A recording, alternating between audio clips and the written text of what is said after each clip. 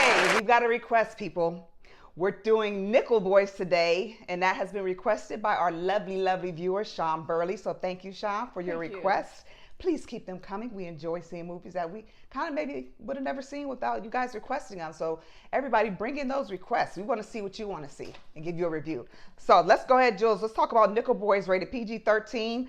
2 hours and 20 minutes. It's pretty long. Let's go ahead and get into who's starring and what it's about. It stars Ethan Harrisay. I think that might be. If I think it's mispronounce Harrisay. it, I'm sorry. Brandon Wilson and Anjanou Ellis Taylor. Anjanou has been in 2 movies that we watched lately. She's all over the place. Yeah. Yeah. Yeah, she's a great actress. Yes, she is. So this is based on the Pulitzer Prize winning novel by Colson Whitehead. Nickel Boys chronicles the powerful friendship between 2 young African-American men navigating the harrowing trials of reform school together in Florida.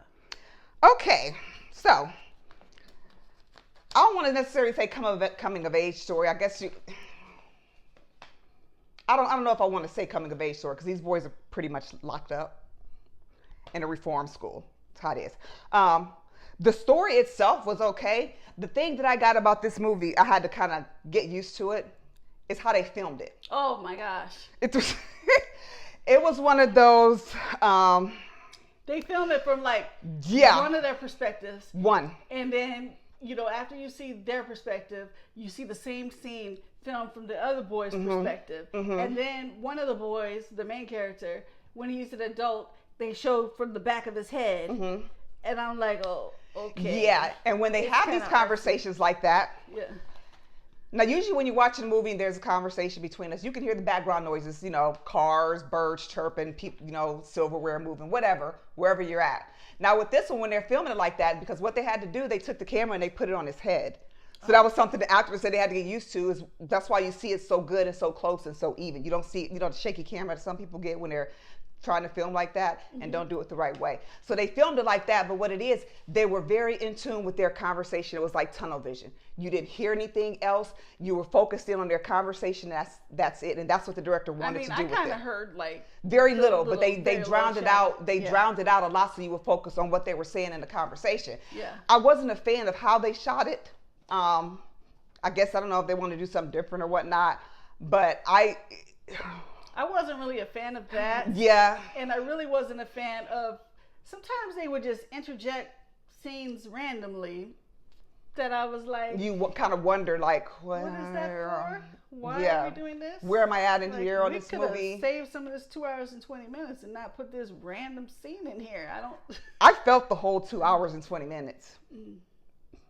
And I felt it's one of those kind of artsy type movies, like how we're describing it, the way they film. And it's dramatic. Which is why it was up for awards, Pulitzer, I can see why the novel won. The Oscars and stuff like that. And I get it, and I applaud them, but this is just not really my type of movie, Shawn. I'm sorry. I was watching it in broad daylight, and I was kind of. It was long. I think, honestly, and this is probably the first time you're ever going to hear me say this, I think I might have liked the novel better. I've never said that because I like to watch movies.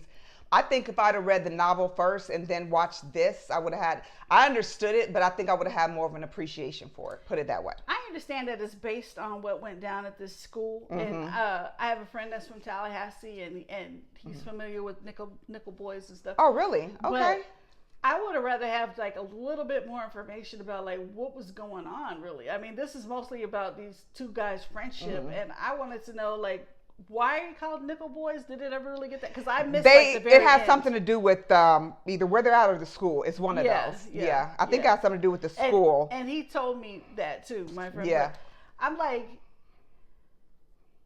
the movie when I was.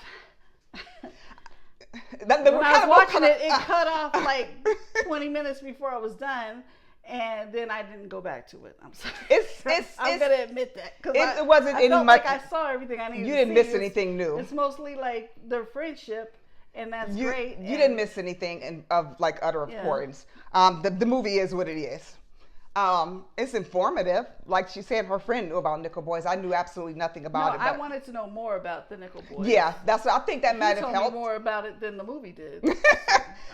And after 2 hours and 20 minutes, you expect to have developed characters and know their backgrounds and everything. But I don't know. I think the way they filmed it first threw me off. So I was already on not a straight track anyways. Yeah, it threw me off too. I'm like, why are we looking like that? Oh, and now we're seeing the same scene. Oh, it takes a minute to realize what they did, why they did it. But I get it. Now, we do have some fun facts, though, for the movie. So in an interview with Vanity Fair, director Ramel Ross states, the film is conceived as all oneers.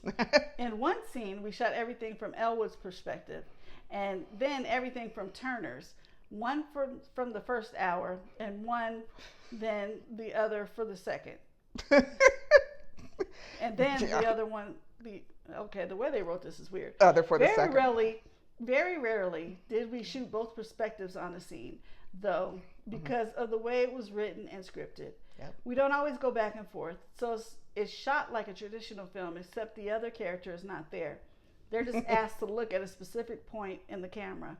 Typically, the other actor is behind the camera reading the lines and then being the support to make the other person feel like they're actually engaged with something relatively real. That makes sense. Because they're all oneers, though, the choreography is quite difficult. Yeah. When Ethan Heresy first read the script, he mostly ignored the lines, signaling which perspective each line was being seen from, and instead focused on connecting with the characters in the story. He said it never really became real for him until his first day on set, when they had to strap a camera on him and learn how atypical this film would be. Very atypical. Yeah. Very atypical. So, because Nickel Boys was out for a hot minute. Then it went straight to streaming. Yeah, and I really thought I wanted to see it in the movie theater, but I feel like if I saw it in the movie theater, I would have been disappointed. I'm just going to keep it real. I would have been like, real. What the heck did I just Shawn watch? Appreciates that. Yeah. And so do our audience. That's what, we got to keep it real. Yeah. Regardless of what movie it is. So this is not my type of movie, but if you are interested, or if you're interested in seeing the way that they filmed it, because that was kind of interesting. Yeah. Check it out. There was no fourth wall. It's like $5.99 on some streaming networks. Yeah, it's pretty cheap for you to rent it now. If you have like Prime Video, the premium version, or YouTube Premium Video, you could see it for free. Oh, okay. I didn't know it was on there already, because I've seen this a while ago. Yeah, a few of them have, like, if you have the premium versions, you could watch it. And MGM. I have MGM you can Plus. Watch it for free. Okay. I wouldn't mind giving it a second chance when I have some time where I'm not really doing anything, but this is so long, and I just felt I felt a little bored at times. When they tunnel in on the conversations, I found myself kind of daydreaming a little bit here and there. But I wanted to see what was going to come of it. I wanted to see what was going to become of the boys. It's a sad story. Yeah. This reform school, like, it's segregated. So the white kids get treated a lot better than the black kids.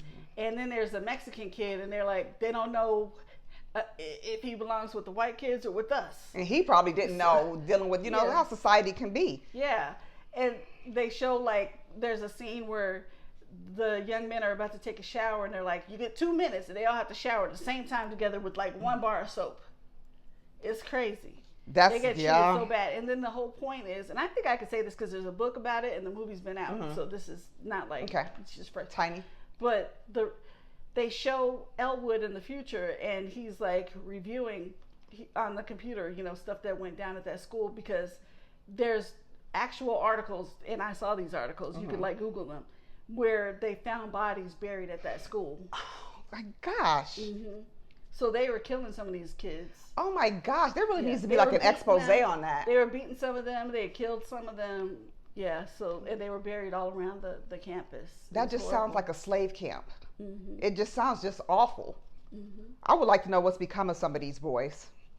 Yeah. Well, it's a novel, it's not necessarily real, but we know the place exists, and we know a lot of the places where they're supposed, incarcerated or correctional facilities. We don't know this stuff until there's like an expose or something that comes out on it. Yeah. So I hope that now I'm hoping reform schools do they even have reform schools anymore? I've never heard of them. Or do they call them military camps or something? Netflix, they show like these places where people send their kids that are acting bad, like reform type schools, and they're not good and they're not regulated. So the people just keep moving and changing the name slightly or whatever. And shut down. And they do that. Scammy places do that too. So they'll get shut down for, scamming people. By the next day, they've already started a new company in a different LLC. So they're never getting punished for the stuff that they do. And when you're dealing with human beings, especially young boys, they're impressionable. This is where their life starts at when they're teenage boys. This is when the world starts hitting on their shoulders. You got to be careful how you treat them because you're molding their mind. And these boys are treated like crap. Now, we're not saying, hey, maybe they did something. We're not going to go there with it. They're still human beings, and you still need to have some dignity.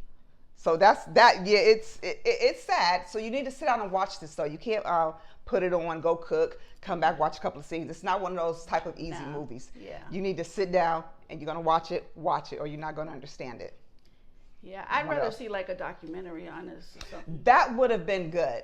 Then we could have seen some of the older boys, hear what happened to them. And this was just not my style. Not your style. But it might be somebody else's style. So don't just go off me. Because the tomato meter, which your critics gave it 91%. That's high. And the popcorn meter gave it 75%. So don't just go off of me because I really love action movies anyway. So, and I do watch documentaries and I do watch dramas and I do, but this one just didn't really fit me. I think I will go with what you said, that it would have been a great documentary. So I'm giving it just a. Are we giving it clappers? Because remember when he requested it, it was out. Okay. Yeah. So I'm just going to go ahead and give it an average 3. It probably would have been higher if it was shot differently for me, but I'm not knocking it because it was an interesting way to shoot the movie. I just wasn't feeling it very much. Average would probably be 2.5. I'm going to give it 2 clappers. Oh wow, okay. Because it's just not my thing. It didn't hit like we thought. Like I said,